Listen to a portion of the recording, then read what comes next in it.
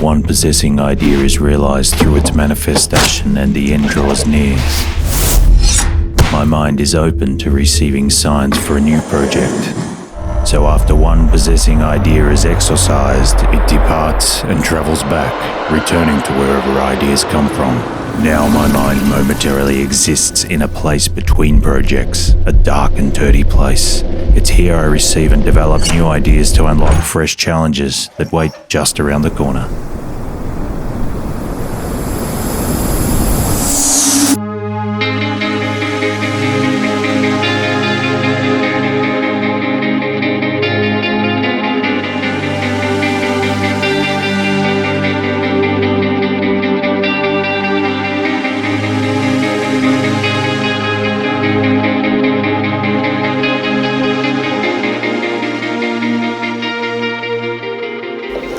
After emerging from that cranial sinkhole and taking my last project that I named Vessel into consideration, there's a link in the description, I was ready to embark on a new project. This project is a mild improvement of my work environment. It's also an opportunity to try an idea I've been developing. I frequently use a selection of rotary tool fine abrasive attachments. While using the abrasive attachments on my last project, I couldn't help noticing the level of unsettling disorganization that made its presence known, then demanded a tidy solution. I had no choice but to organize and establish a good solid place for the abrasive tips to reside. A place out of the way, but not out of sight. A place that allows them to be easily accessed for quick action deployment in response to any projects requiring an abrasive solution to get the job done right. So I came up with a list of demands required from this project. It must be functional, ergonomic, mobile, easy to reposition and install. And finally, the demand that in any sane world would be at the top of the list. It must be aesthetically pleasing, subjectively speaking, of course. Off camera, I produced 6 duplicate circles of a carefully determined diameter to be anchored on a 3mm central pivot point. From these pivot points, my plan is to cut, shape, and manipulate the majority of this design into its final form.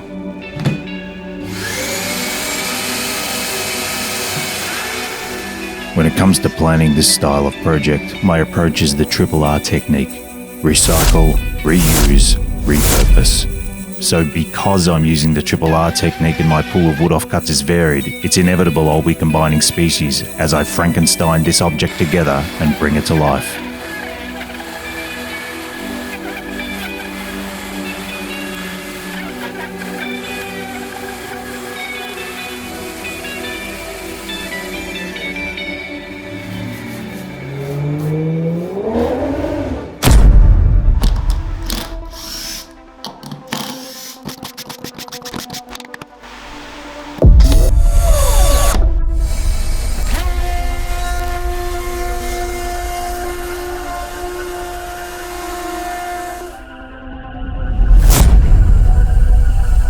I'm very clumsily removing the bearing and cap screw from this roundover bit, as its guidance is not required.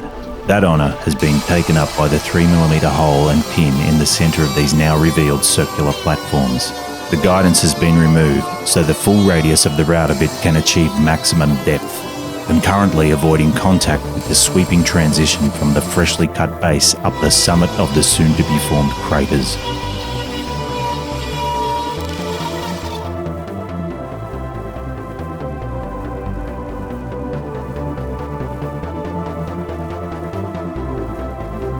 As various router bits cut and sliced their way through to remove surplus material, several weak spots revealed themselves, so I corrected those weaknesses with the help of some CA glue.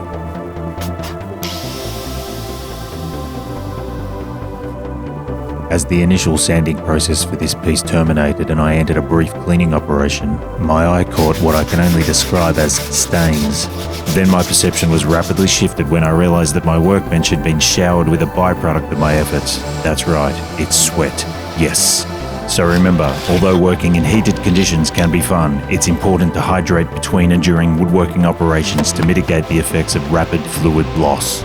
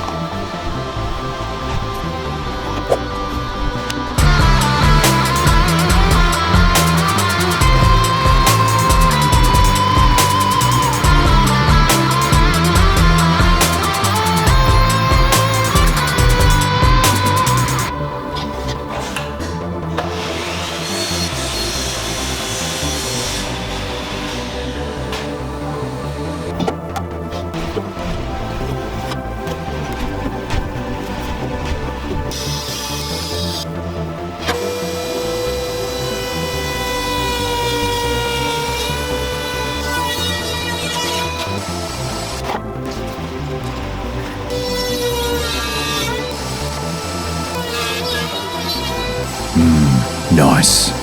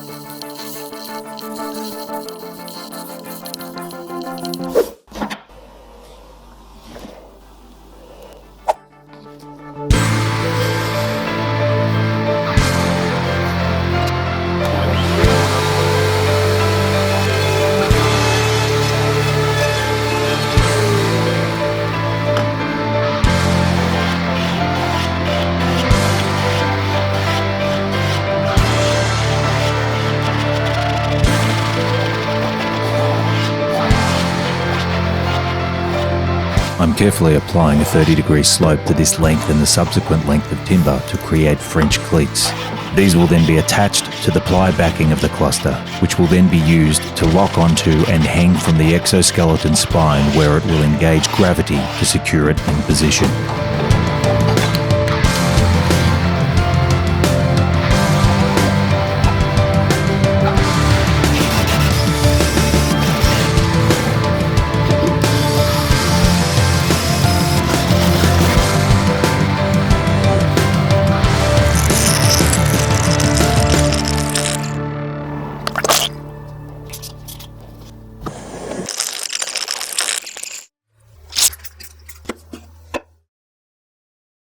While I have a moment, I'd like to draw your attention to the reuse and repurposing of the MBF circular router guides I used earlier to remove unwanted material. I'm reducing the diameter of these discs in preparation for making lids for the pods that will occupy the ABrasives cluster.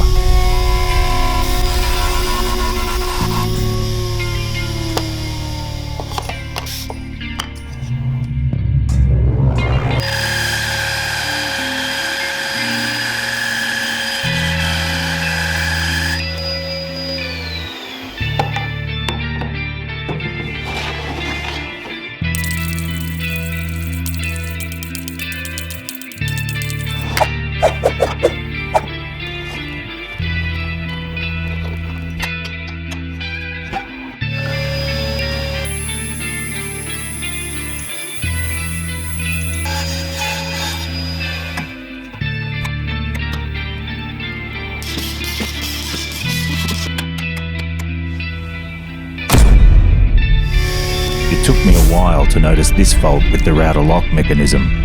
Let's see how long it takes before it registers.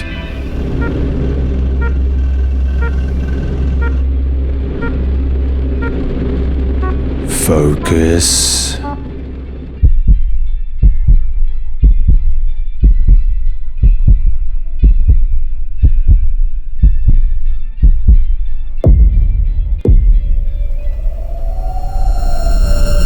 You just witnessed a decline in my observational awareness. That's what's known as a shared moment. Thank you.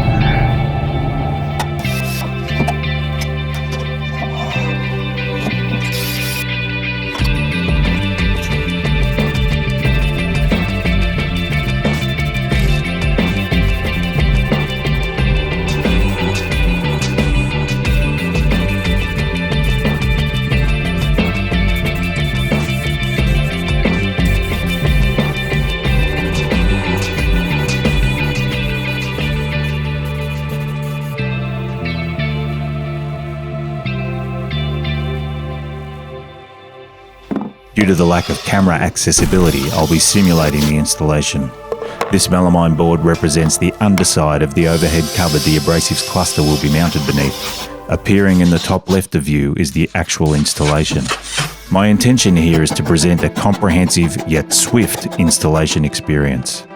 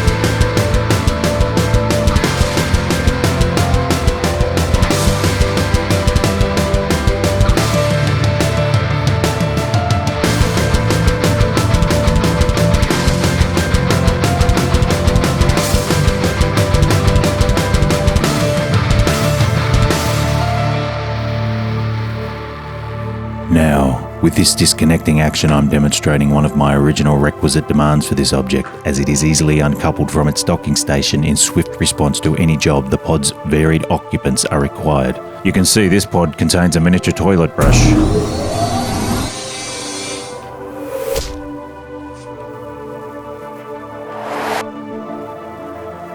Now that the freshly mounted cluster of pods is in position, I can engage the quick action tool selection rack. There's a link in the description to demonstrate that it easily passes unobstructed around the pods. I'll be right back.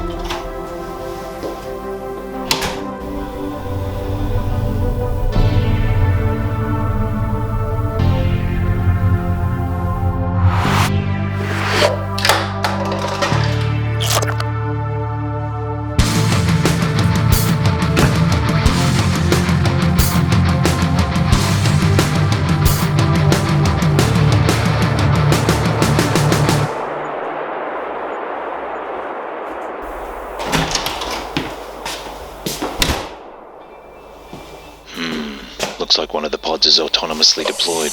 Back to where you came from. You're needed.